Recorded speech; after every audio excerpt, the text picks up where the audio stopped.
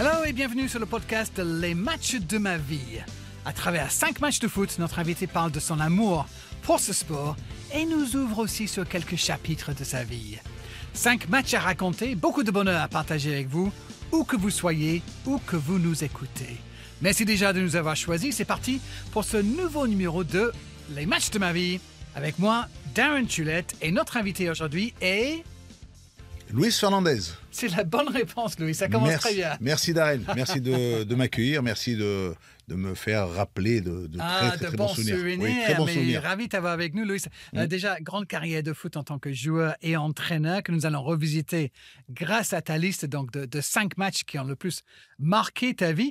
Pour toi, ça a dû être difficile parce que tu as déjà joué tellement de matchs et entraîné tellement de rencontres, enfin une carrière tellement riche. Est-ce que ça a été difficile de choisir 5 matchs seulement? Oui, c'est dur, c'est difficile parce que tout au long de cette carrière, tu sais, tu as des coéquipiers parce que le football, c'est un sport collectif où tu partages, où tu es accompagné par des coéquipiers, par des entraîneurs et par des supporters. Et c'est vrai que dans cette carrière, il y a, en tant que joueur ou en tant qu'entraîneur, j'ai énormément apprécié beaucoup de monde et des matchs dans lesquels il y a eu des suspens, lesquels que tu gagnes et lesquels que tu perds. Mais je préfère me parler de ceux que j'ai pratiquement gagnés que ceux que j'ai perdus. Et il y en a beaucoup que tu as dit. On va se régaler, Luis, avec toi. C'est parti pour les matchs de la vie de Luis Fernandez. Match numéro 1, Luis. Quel est ton choix et pour quelle raison? C'est mes débuts, ce sont mes débuts. Pourquoi? Parce que quand tu arrives d'un quartier comme ce quartier des Minguettes, lorsque tu arrives avec ta famille, lorsque j'ai 6 ans et que je grandis et que j'aime ce football grâce aux Brésiliens, ces Brésiliens de 1970, cette génération de Pelé, de Clodoaldo, de Rivellino qui jouaient du côté du Mexique, en regardant, j'avais envie de faire de même, mais j'étais pas aussi doué qu'eux, mais j'avais envie de grandir dans ce monde du football pour atteindre un objectif. Peut-être que je l'aurais atteint. Donc c'était 70 qui était vraiment une moteur pour toi. Tu avais quoi, une dizaine d'années à ce moment-là? Oui, non, mais j'avais 11 ans. C'est le Brésil, Darren. C'est le Brésil de Pelé. Tu regardes, tu restes avec les grands yeux et tu as envie en descendant en bas sur la pelouse, tu as envie de faire de même, mais tu ne pouvais pas faire pareil parce que les Brésiliens, c'était des génies, c'était des artistes. Mais c'est ça, ils m'ont donné envie de jouer au football, les Brésiliens. C'était où quand tu avais 11 ans alors? 11 ans, j'étais dans ce quartier des Minguettes, le quartier du côté de Lyon, et puis j'étais heureux, content de partager avec mes amis toutes ces communautés réunies, toute cette diversité, et puis d'aller après sur mon terrain de l'AS Minguettes, là, mon club qui était juste à côté, et c'est là que j'ai commencé à jouer avec mon club. Et à la maison, c'était une famille sportive? Oui, on était tous. J'avais un frère qui m'accompagnait, qui m'amenait, et puis l'autre qui me surveillait pour que je travaille mieux à l'école, parce que si à l'école j'étais pas bon, il pouvait éventuellement me supprimer le football et il fallait que je fasse très attention. Mais bon, j'ai perdu mon père à l'âge de 6 ans, mais mes grands frères étaient là pour le remplacer avec mes 3 sœurs qui nous accompagnaient. D'accord. Ça n'a pas dû être facile tous les jours quand même au début, quand on est jeune et on n'a pas son papa. Ce n'est pas facile, mais j'ai eu une maman qui n'a jamais refait sa vie.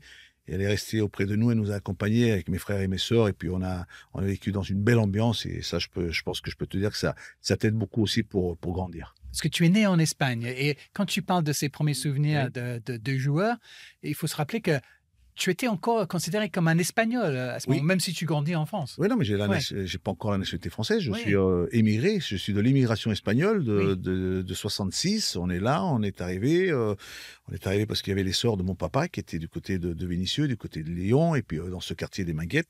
Et c'est là qu'on grandit, c'est là qu'on va essayer dans l'intégration, de bien s'intégrer, de bien être au quotidien. C'est pour ça qu'on était, on essayait de faire pour le mieux, on essayait d'être, être bien, pour être bien considéré. Donc, on revient sur ton choix pour ton premier match. Je vais rappeler la date.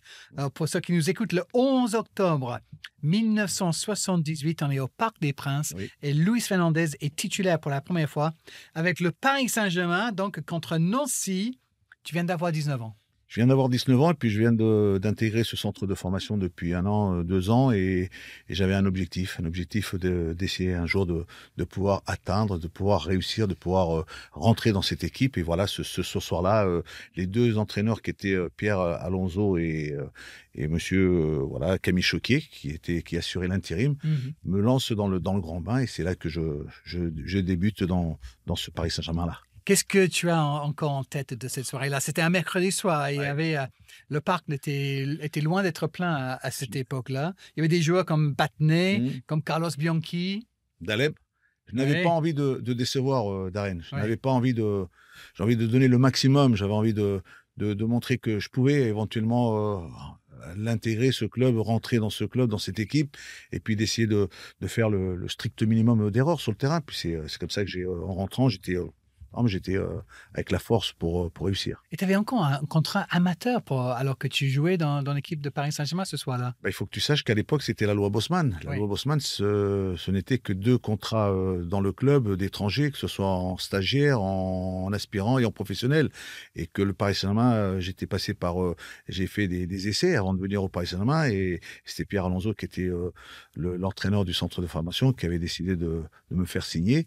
Mais je ne pouvais pas signer un contrat de stagiaires ou d'aspirants, mais j'étais nourri et logé, j'étais au centre de formation avec les autres jeunes du centre, les Perfetti, les Mongeli, tous ces jeunes qui m'ont accompagné à ce moment-là. D'accord. Et dans ta tête, à ce moment-là, tu es espagnol ou tu es français? Ah non, je suis français. D'accord. Pour moi, je suis en rentrant dans ce pays et en regardant l'évolution dans cette évolution dans laquelle j'ai eu l'occasion de grandir. Tu sais, avant d'arriver au Paris Saint-Germain, j'ai travaillé en usine. J'étais en usine, dans une usine de Saint-Fond, aide électricien. J'ai réussi à avoir un CAP de mécanique générale, c'est fraiseur, ajusteur et tourneur, tu vois. C'est pour ça que mais là, tu as une opportunité, une possibilité. Quand tu rentres sur ce terrain-là, quand tu rentres, que tu es titulaire, tu n'as qu'une seule chose, le seul envie qu'il y a en toi, c'est de ne pas décevoir, d'être à la hauteur. Et ce soir-là, en plus, on est à 1 partout, il reste 2 minutes à jouer, et un certain Luis Fernandez a le ballon.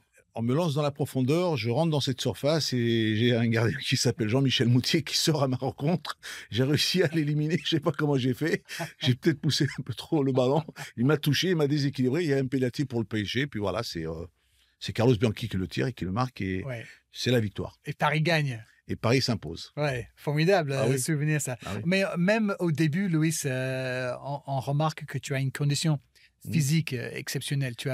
Ça va devenir quelque chose. Mais chaque joueur. Un trait de caractère. Oui, tu avais des jambes incroyables.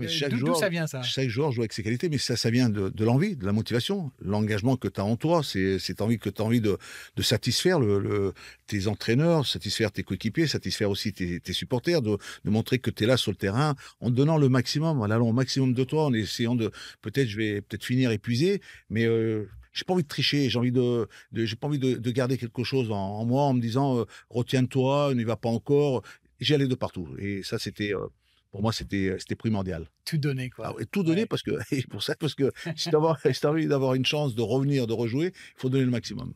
Est-ce que tu aurais pu déjà à ce moment-là imaginer que c'était le premier de 273 matchs que tu allais disputer avec le PSG? On peut pas l'imaginer, Darren, parce que tu rentres déjà, tu es content de vivre ce moment. Ce moment-là, en plus, après, tu reçois, tu sais, tu as les amis, tu as la famille, tu as la fierté, tu es heureux, tu es content, tu te sens bien, et puis tu dis, surtout Louis, ne t'arrête pas, et surtout qu'à cette époque-là, quand on est jeune, il faut rester sérieux, il faut rester, tu sais, on rentre au centre de formation, on rentre se coucher, on rentre pas pour sortir, on reste pour se préparer, pour être dans la récupération pour les matchs à venir. Ouais, d'accord. Donc tu t'enflammes pas après ça? Non, pas du tout. Non, mais c'était ce premier match. Le premier examen il est bon. Il est déjà passé. Il est déjà passé. Et hop, tu vas t'établir dans cette équipe de Paris Saint-Germain, effectivement. Alors, on arrive maintenant à le match numéro 2.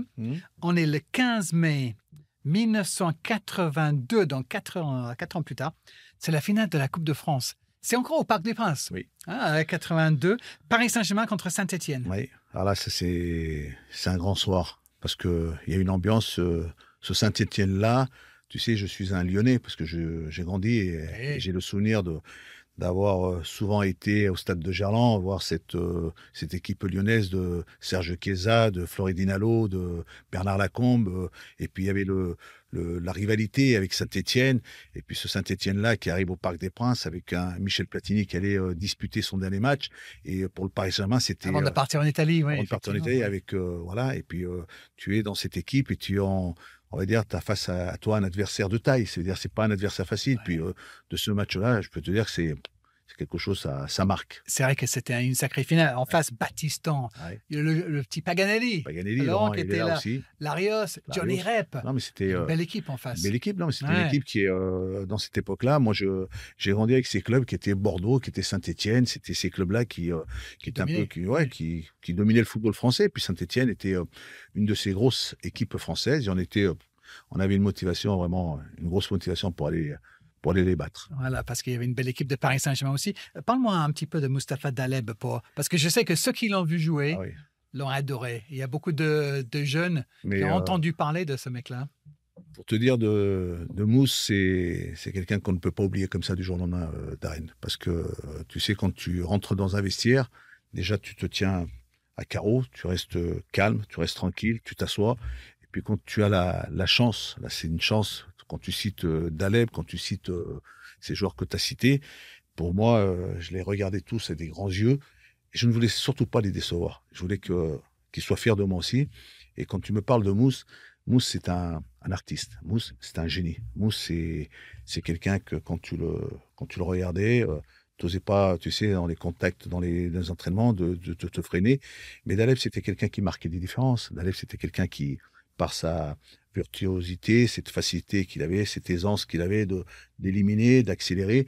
Puis il y a un match au Parc des Princes, je sais pas, c'est contre Waterskei, où je récupère un ballon sur un côté, je le donne et je m'appuie sur Daleb, et Daleb avec les yeux, je sais pas, il regardait à droite et à gauche, il me fait une talonnade, il me la remet devant, j'arrive, je frappe et je marque. Mais c'était ça, Daleb. C'était Daleb, il pouvait, je sais pas, il pouvait jouer avec les yeux bandés. C'était une facilité. Moi, moi, c'est toujours, pour moi, c'est le joueur avec cette génération quand je rentre, parce que je n'oublierai pas non plus ces joueurs qui étaient avec lui.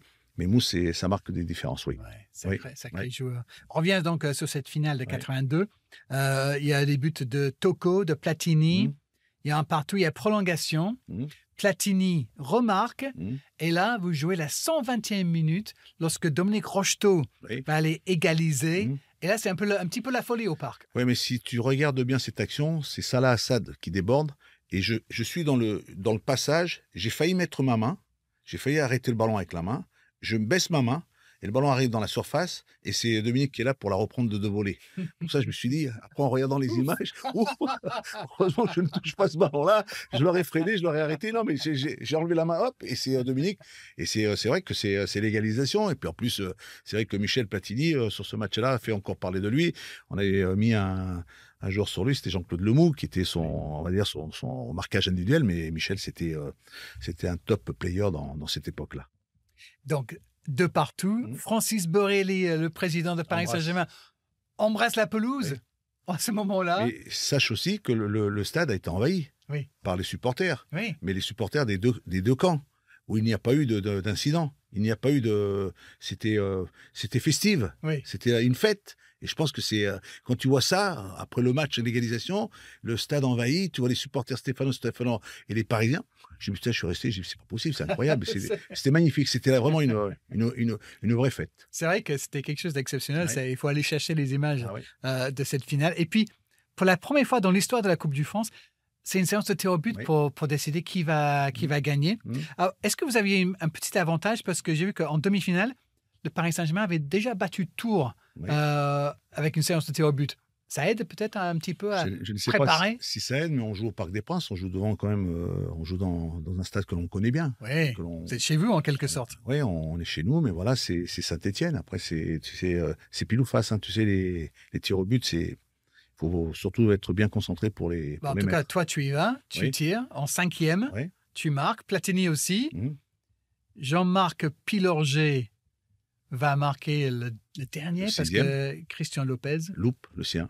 Et hop, c'est le premier titre pour le Paris Saint-Germain, cette victoire en coupe. Oui, c'est le premier titre. On va dire, c'est celui d'un club jeune, un club qui vient de naître il n'y a pas longtemps. Et puis, ça fait plaisir parce qu'on est en train peut-être de réaliser quelque chose, de lancer peut-être une belle aventure pour ce club pour les années à venir. C'est comment la fête après? Comment vous fêtez ça? Ben, on sort ensemble, on est tous ensemble, on est accompagnés. Je suis accompagné de ma femme, ma future femme Audrey, et puis on se retrouve tous avec les joueurs, les femmes des joueurs, et puis c'est magnifique parce que même les supporters nous ont accompagnés. On avait été fêter ça dans un hôtel où on est sorti au balcon, on était tous en train, eux, les supporters en bas. Ouais, non, mais ils étaient proches, et c'est vrai que ça marque quand même. Aujourd'hui, on pourrait peut-être pas le faire, mais à cette époque-là, c'est agréable parce qu'il y avait cette relation avec proximité avec les joueurs et les supporters. Voilà, ça, on pouvait se retrouver ensemble. C'est formidable ça. Il y avait, c'était Georges Perroche, l'entraîneur à cette époque-là. Oui, Georges, c'était cet entraîneur qui a su nous, on va dire, avec son discours, un très bon entraîneur. Et c'est vrai que c'est quelqu'un aussi qui m'a aidé aussi pour réussir dans ma carrière, dans la prolongation. Ensuite, quand tu commences et qu'ensuite tu te retrouves avec ce groupe-là, c'est vraiment quelque chose d'inoubliable. Là, Luis Fernandez, il est en train de gagner des titres et ça va continuer. On va sauter 2 ans en avant maintenant pour le match numéro 3, Luis. Et là, tu as choisi le 27 juin 1984. Oui. Encore une fois au Parc des Princes. Oui. Tiens, les 3 premiers matchs que tu as choisis. Ouais, toujours au Parc. Et c'est la finale de l'Euro, donc, contre l'Espagne. C'est la finale de l'Euro, c'est la finale d'une génération. La génération Michel Platini, avec paix à son âme à Michel Hidalgo, oui. et Henri Michel, qui était aussi paix à son âme parce que c'était son adjoint. Et cette génération de 84 que j'intègre en 82, une génération qui venait de réaliser une très très belle Coupe du Monde en Espagne, en étant battue en demi-finale par cette fameuse équipe d'Allemagne en score. Oui. Et cette génération, quand on arrive en 82, quand je rentre dans cette équipe où je côtoie ces joueurs, ces grands joueurs, parce que c'était une génération qui avait commencé en 78 en Argentine, et quand tu rentres là et que tu as envie de t'imposer, tu as envie de prendre part, tu as envie de jouer avec cette équipe, et qu'on réalise un parcours exceptionnel, unique, et pour arriver à ce match-là au Parc des Princes contre une sélection en face de moi qui est la sélection espagnole, la sélection d'Espagne. C'est particulier. C'est dur parce que je me suis senti agressé, attaqué. Ah oui. Ah oui, parce que les Espagnols voulaient me déstabiliser, parce que j'ai eu l'occasion de les revoir, de discuter. Ils m'ont dit comment t'as pu rester aussi tranquille, aussi calme, tu ne t'es pas énervé, tu n'es pas sorti de ton match alors que tu avais ce tempérament de compétiteur. Ils ont essayé, ils m'ont titillé, ils m'ont dit de tout. Je peux pas te dire les mots, mais bon, c'est l'Espagne. Mais c'est vrai que cette génération en 84, et puis ce parcours, que ce soit, ça commence au Parc contre le Danemark, on va à Nantes à la Beaujoire contre la Belgique, on va à Saint-Étienne contre la Yougoslavie à l'époque, avant demi-finale face à ce match, face à Marseille, face à le Portugal, que l'on gagne. Voilà, extraordinaire cet Euro. Je peux t'arrêter juste un instant pour revenir sur ce match à Marseille, parce que j'ai pris énormément de plaisir à revisiter ce match-là. Toi, sans vouloir te flatter, Louis, tu as fait un match énorme contre les Portugais. C'était un match de dingue. Il y avait tellement d'occasions dans ce match. Non, mais quand tu en revois les images, mais c'est juste un match d'anthologie. C'est un match de fou. C'est un match avec Monsieur Domer, Jean-François Domer, qui met 2 buts. Le jour de son anniversaire. Le jour de son anniversaire, le coup franc, et ensuite qui nous met l'égalisation et puis le Portugal qui mène, et donc on va essayer de pousser, on va essayer de chercher, de trouver comment peut-on y arriver. Et puis Chalana. Non, mais c'est vrai que tu as raison de le dire, parce que ce match-là, c'est un match qui marque, un match qui nous marque et qui nous donne cette force pour aller jouer cette finale, parce qu'on se dit, on voulait pas passer au travers, on voulait pas encore rester en demi-finale, et on voulait, avec cette génération, qu'elle soit récompensée, parce que la génération, elle a quand même réussi de belles choses. Après, il y aura encore 86, mais en 84, tu joues à domicile, tu joues chez toi, et là, tu as envie de le faire, tu as envie de réussir. Et c'est vrai que je me suis vraiment dépensé. En plus, j'ai marqué dans ce championnat d'Europe, j'ai marqué un but le deuxième match face à la Belgique, là où Michel en a mis 3.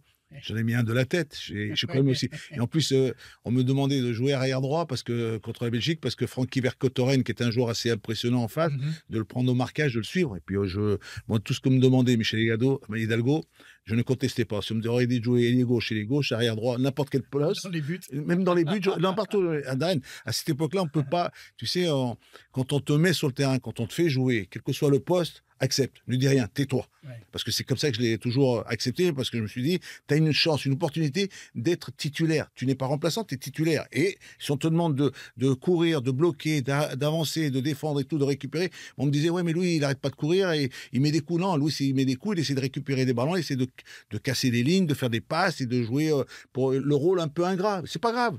Je l'ai toujours assumé. Ça a toujours été ma façon de penser, de jouer dans cette équipe-là. Oui, mais il ne faut pas réduire non plus ta carrière footballistique à ça, Louis. Je sais que certains peuvent le faire, mais j'invite tous ceux à aller regarder ce match contre le Portugal pour voir. Tu savais tout faire aussi, si tu voulais. Dribbler et tirer et marquer des buts, tu as su le faire aussi. Et dans cette équipe-là, tu as parlé d'Hidalgo, Michel Hidalgo, effectivement. Et parlons un petit peu de ce carré magique, comme tout le monde l'a appelé, parce que tu joues avec Tigana, avec Giresse et Platini. Sacré milieu de terrain. Hein. C'est un sacré milieu de terrain qui a été quand même, il faut aussi se souvenir que le quatrième, et il ne faut pas l'oublier non plus, c'est Bernard Gengini. Ouais. En 82, c'est lui qui... Mais là, c'était trop de meneurs de jeu. Il fallait trouver quelqu'un qui puisse un peu laisser... qui puisse un peu récupérer des ballons. Et puis, c'est vrai qu'avec Bernard était encore avec nous, était aussi dans le groupe. Mais dans ce milieu de terrain, avec ces trois garçons, de la complémentarité des uns et des autres, en jouant ensemble, en essayant de savoir quel était mon rôle. Mon rôle, Louis, c'était une sentinelle, tu restes devant la défense, tu récupères, tu donnes, tu peux éventuellement te projeter, tu peux éventuellement le faire, ça m'est arrivé de le faire, mais tu essaies de rester à un poste dans lequel, pour que le carré puisse s'exprimer, qu'il puisse jouer ensemble, qu'il puisse réussir. Et c'est vrai qu'entre Tigana, Gigi et Michel Platini, pour moi c'était un plaisir, c'était un régal. Je me dis, tu sais Louis, des fois tu sais, j'avais des souvenirs, tu sais, mes souvenirs c'était 70, le Brésil de Pelé, Jairzinho, Gerson, Rivellino. J'ai dit, attends, Louis, c'est en train de jouer avec des Brésiliens, là, parce que là, non, mais c'était les joueurs auxquels tu pouvais leur donner le ballon, lesquels ils étaient capables d'éliminer ou faire des passes. Même Giresse, pour moi, ça a toujours été un joueur, c'est le seul qui m'a donné 2 passes décisives en équipe de France. Platini nous a marqué des buts et Jeannot était un accélérateur. Mais bon, là, ce carré magique, que Dieu fasse, je ne peux pas l'effacer, il sera toujours dans ma tête et je suis content encore aujourd'hui d'avoir une très très bonne relation avec cette génération de Michel Platini, génération de 84. Oui, tu sais, les Français ont adopté et adoré cette équipe-là, mais aussi à l'étranger, parce que moi, petit Anglais que je suis à ce moment-là chez moi, les Anglais ont adoré cette équipe de France aussi. Le romantisme de 82, malheureusement, ça termine en défaite contre les Allemands, mais ce tournoi de 84, l'équipe de France joue super bien et c'est... Mais on a démarré difficilement face au Danemark. Oui. On gagne péniblement, difficilement. Mais ensuite, on s'est libéré. Et puis, tu sais, quand tu as un leader, un vrai leader, il est encore le meilleur buteur en activité, avec 9 buts dans le championnat d'Europe. En 5 matchs seulement. 5 matchs. Michel Platini. Il a encore ce record. Il n'a pas été abattu. Pourtant, il y a plus de matchs aujourd'hui dans les championnats d'Europe. Non, dans ces compétitions. Oui, bien sûr. Ah non, lui, Michel, il est encore le meilleur de cette compétition-là. En quoi était-il un leader en dehors de la pelouse? Dans le vestiaire, c'est lui le boss?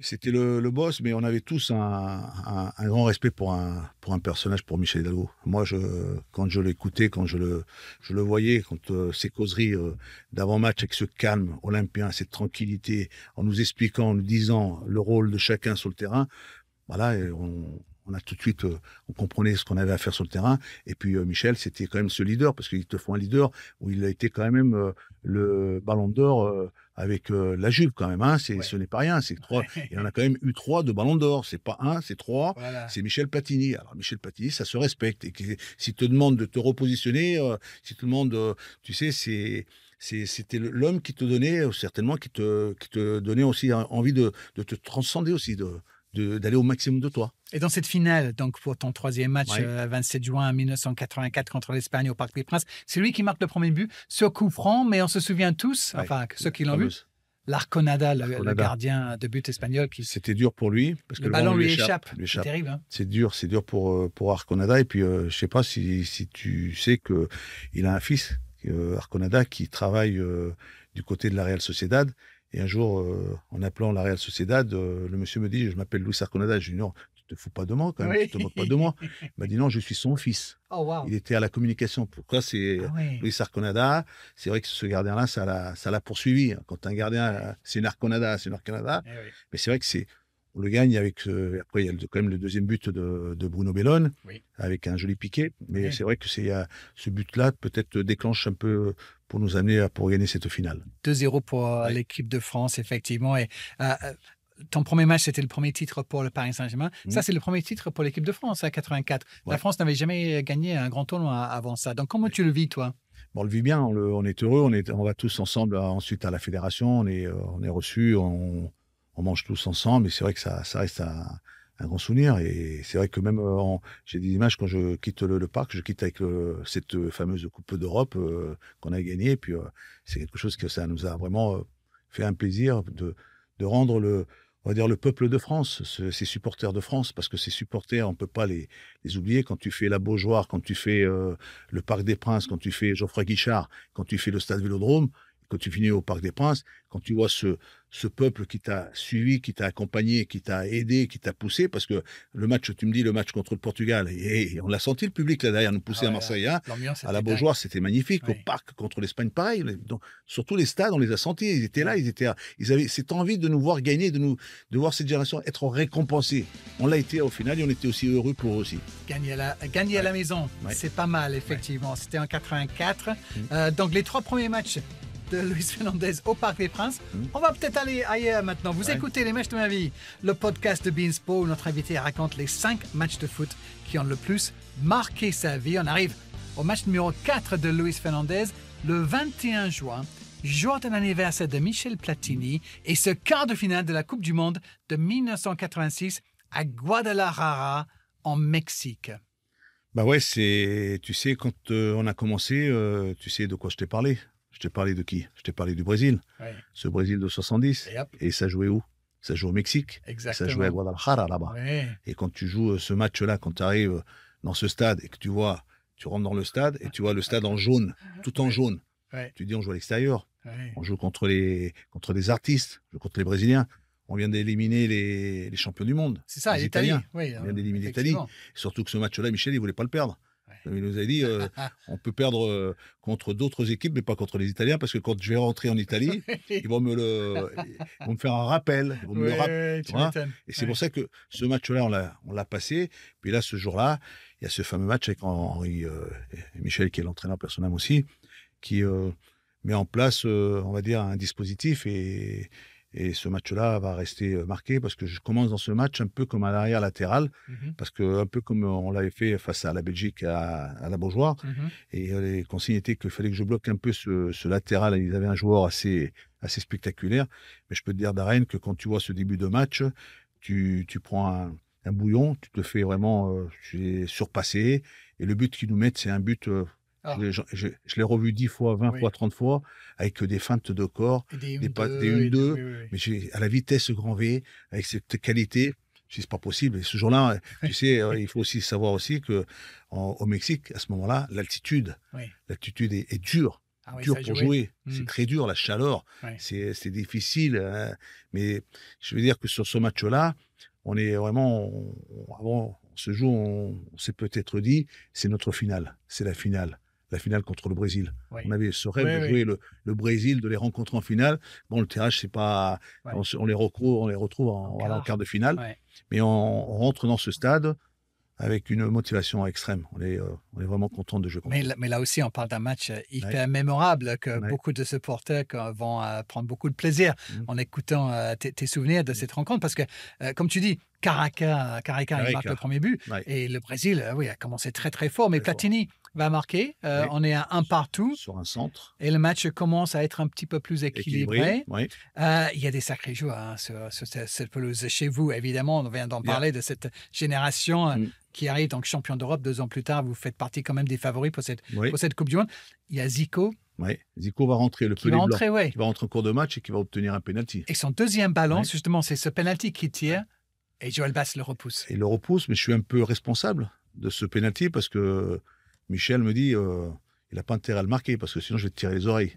Parce que c'est vrai que Michel Platini, au départ de l'action, je perds le ballon dans le cœur du jeu. J'ai tenté quelque chose, puis dans l'action, dans la continuité, il y a une balle dans la profondeur et puis cette passe où Joël sort et il y a ce penalty qui est sifflé pour le Brésil, mais Joël l'arrête et je suis parti.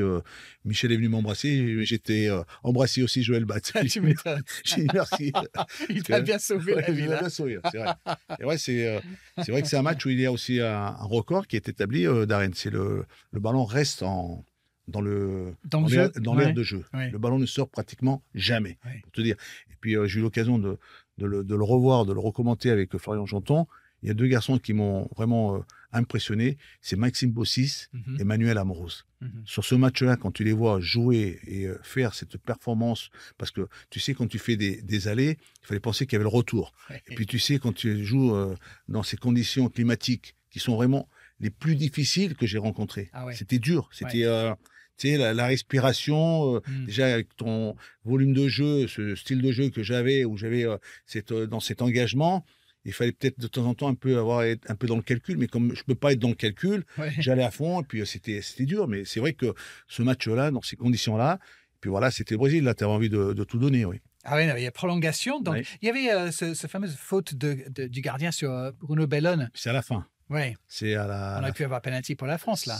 Oui, mais Bruno ne se laisse pas tomber. Oui. Bruno, il garde son équilibre. Il est trop joueur, en fait, sur le coup. Hein. Voilà, il est trop joueur parce qu'il reste sur ses appuis, il reste sur son équilibre pour aller peut-être penser qu'il peut... C'est tout à son crédit, évidemment. Mais ici, il se laisse tomber. S'il se laisse tomber, il y a le penalty ou il y a aussi l'expulsion du gardien aussi. Peut-être bien. C'est ça. Peut-être bien. En tout cas, on arrive à une séance de tir au but. Joël Batz, encore une fois, cette fois-ci, il arrête le tir de Socrates. Ouais. Ça doit être un sacré boost quand même. Lorsque le premier tireur ne marque pas, est-ce qu'il y a quelque chose déjà dans vos têtes C'est pas que dans nos têtes, on pense que c'est fait parce que c'est le premier tireur. Si c'est le quatrième, cinquième, oui, tu peux te dire. Parce que au moment où je vais le tirer, on aura l'occasion d'en parler.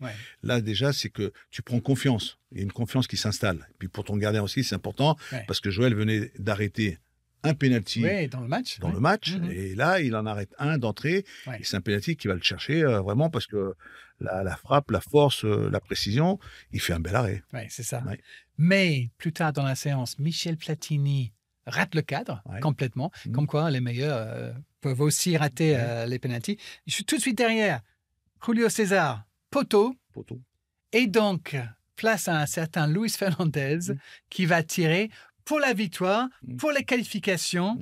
À ce moment-là, qu'est-ce qui se passe dans ta tête? Parce que tu dois aller cette fameuse balade vers cette marche vers le point de penalty. Est-ce que ça apparaît très long? Ce qu'il faut savoir, c'est que en allant pour tirer ce penalty, déjà, on a eu l'occasion d'en parler tout à l'heure, quand je tire le cinquième avec le Paris Saint-Germain pour ce premier titre, j'étais toujours un cinquième tireur. Je me positionnais toujours pour être le cinquième, parce que je voulais que la décision soit faite avant. Mais en me mettant dans la série, en demandant à tirer, je voulais aussi montrer que j'étais capable, j'avais la personnalité pour assumer cette position-là. Et c'est vrai que quand j'arrive et que je traverse pour arriver au point de penalty, c'est vrai qu'en ayant vu que Michel venait de louper le sien, je pouvais éventuellement aussi le louper parce que en le marquant, on était qualifié. En le ratant, la série continuait. Alors j'étais un peu plus.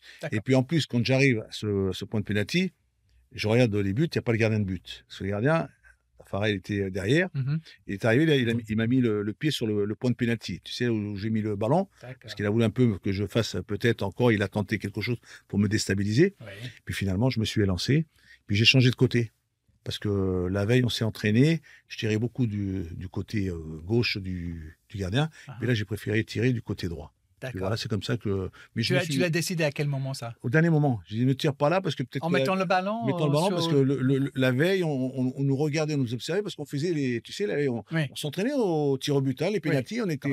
Puis tu peux jamais savoir s'il y avait un espion. Quelqu'un qui suit ou qui regarde. Mais bon, là, tu te lances et on se dit, bon, bah, tu essaies de le mettre au fond parce que si tu le mets au fond, c'est quelque chose de magnifique. Tu vas éliminer tes idoles. C'est pour ça que je me suis appliqué pour pouvoir bien le mettre, parce que je suis sûr et certain que Pelé, à cette époque-là, il devait regarder la Coupe du Monde, tous les Brésiliens devaient la regarder, et j'en ai entendu des commentaires quand on est Fernandez, tu peux pas savoir ce que tu nous as fait, tu peux pas savoir qu'est-ce que tu as été méchant avec nous, mais non, j'ai pas été méchant, j'ai essayé d'être gentil avec le peuple de France, avec l'équipe de France, pour essayer pour se qualifier. Incroyable ce moment quand même. Parce que là, ça y est, tu as éliminé le Brésil, tu as qualifié l'équipe de France pour les demi-finales. La joie Comment ça se passe dans ta tête? J'ai envie de rentrer chez moi, j'ai envie de rentrer à Paris, j'ai envie de voir Tu cours comme un fou, je cours de partout, je fais le tour et le problème c'est que dans le stade il n'y a que des jaunes. Bon, on avait une petite partie de supporters, mais après je fais le tour pour essayer même Bernard Gini a essayé de me rattraper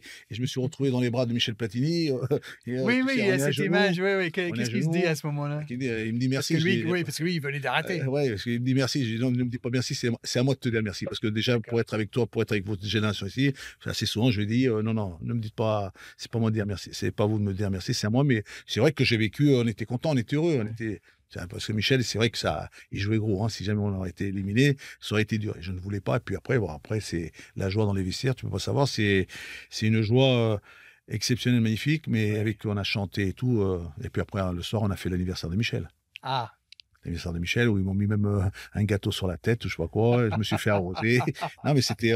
En plus, ce qui est bien, c'est qu'on va se faire éliminer par les Allemands, mais aussi il y aura cette tu sais, on les a appelés comment ils appellent les remplaçants, les coiffeurs. C'est à partir de là, c'est à cette époque-là. Ils ont joué cette match pour la 3e place et ils l'ont gagné, tout ça. Mais ce match-là contre le Brésil, ça marque. Ça marque parce que le scénario, c'est on aurait préféré les battre sur le terrain, sur le jeu. Mais bon, après, avec les pénaltys, bon, c'est vrai que en tirant le dernier, en donnant cette victoire, ça assez souvent, on me le rappelle. Ah, mais c'est un moment magique, effectivement. Tu entres dans la mémoire collective de tout un pays avec ça. Ouais. Mais, mon ami Louis, et c'est le match dont on te parle le plus encore aujourd'hui, tu penses? Oui, il y a toujours cette fameuse génération, parce que la génération Platini, c'est quand même une génération qui a quand même marqué, même quand tu vois les générations d'après, que ce soit les 98, souvent même Zidane, ou les Thierry Henry, ou les Emmanuel Petit, les Basile, tout Boli, ils t'en rappellent, ils te font on va dire un signe en te disant on était jeunes, on était même Zizou me disait j'avais 10 ans quand on était pour le championnat d'Europe en 84 au Vélodrome et même quand on a été champion du monde, on était ils avaient 10 ans, 11 ans, 12 ans, tu vois. Voilà. C'est cette génération, mais bon, oui, vous étiez leurs idoles. On a peut-être certainement contribué pour qu'ils arrivent derrière, qui nous ramènent cette finale de Coupe du Monde. Vous avez montré le chemin. Contre le Brésil aussi. Contre le Brésil aussi. Voilà. Parce que là, ils savaient que c'était possible de battre le Brésil en étant français. En étant français, exact. Allez, le dernier des 5 matchs qui ont le plus marqué ta vie, Luis Fernandez, c'est lequel et pourquoi? Maintenant, tu es sur le banc. On va parler de ce match, cette finale. Bah oui, là, quand coupe. Tu sais, j'aurais. La Coupe des Coupes, c'était la Coupe des vainqueurs de Coupe, qui n'existe plus malheureusement. Contre le Rapide de Vienne. Et puis, il y a avant tout, pour devenir entraîneur, un petit clin d'œil à ce club de l'AS où j'ai commencé. Tiens, tu parlais de Zidane, oui. Voilà, et puis il a commencé à jouer avec moi. Et puis, le Paris Saint-Germain, quand tu arrives au Paris Saint-Germain, tu arrives avec des ambitions pour, pourquoi pas, essayer de gagner des titres. Hein, toi, le chouchou du parc, tu reviens maintenant tu es sur le banc. Le poste est différent. Le poste en entraîneur, c'est totalement différent. Tu sais, c'est plus comme lorsque tu es un joueur où tu peux te dépenser, tu peux courir, tu peux sauter, tu peux tacler, tu peux récupérer, puis là, tout le monde te suit. Mais là, l'entraîneur, pour que les gens te suivent, il faut que les résultats... Il faut gagner tout le temps. Il faut toujours gagner parce que sinon, c'est la faute de l'entraîneur. C'est pas la faute des joueurs, c'est la faute de l'entraîneur. Et c'est vrai que quand on a cette opportunité, on fait ce parcours en Coupe des Coupes, quand on le regarde depuis le début, et puis tu te retrouves en quart de finale contre un Parme, le Parme de Stoïkov, quand tu te retrouves en demi-finale contre ce super Deportivo de la Corogne en Espagne, belle équipe, il n'y a que des Brésiliens qui jouaient dans ce fameux club, que tu les élimines et que tu arrives en finale et qu'on te dit tu vas jouer contre le Rapide de Vienne. Le Rapide de Vienne, mais c'est facile, tu vas le gagner facile ce match. Mais non, il n'y a jamais de match facile. Il faut le gagner, il faut s'imposer, puis il faut mettre l'équipe, il faut éviter de te tromper. Puis voilà, gagner une Coupe d'Europe, ça marque en tant qu'entraîneur, en tant que pour tes supporters, pour tes joueurs, pour une équipe, pour un club.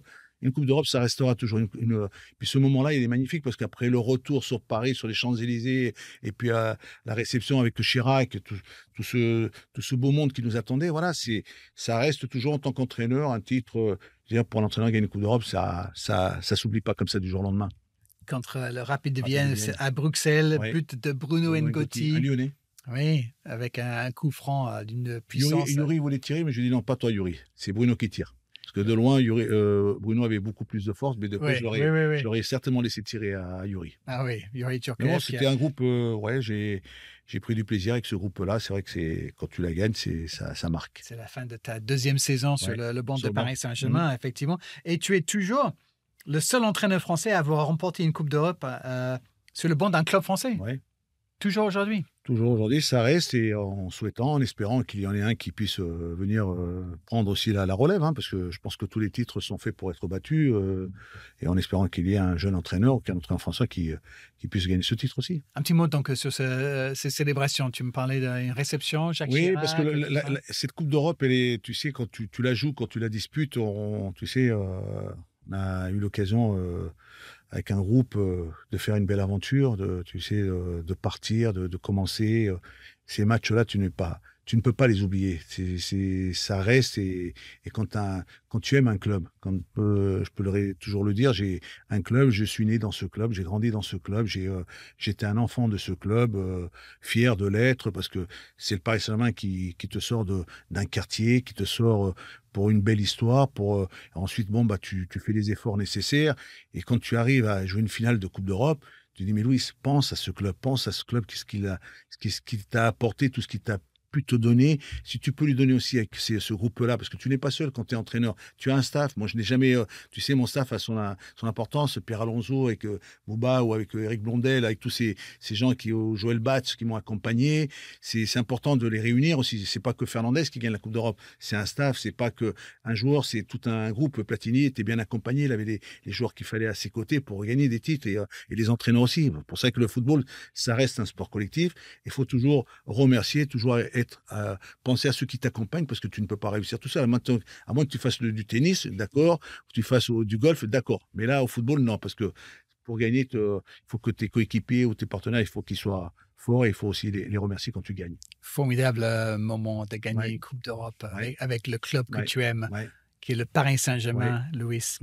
Quelle vie, quelle carrière?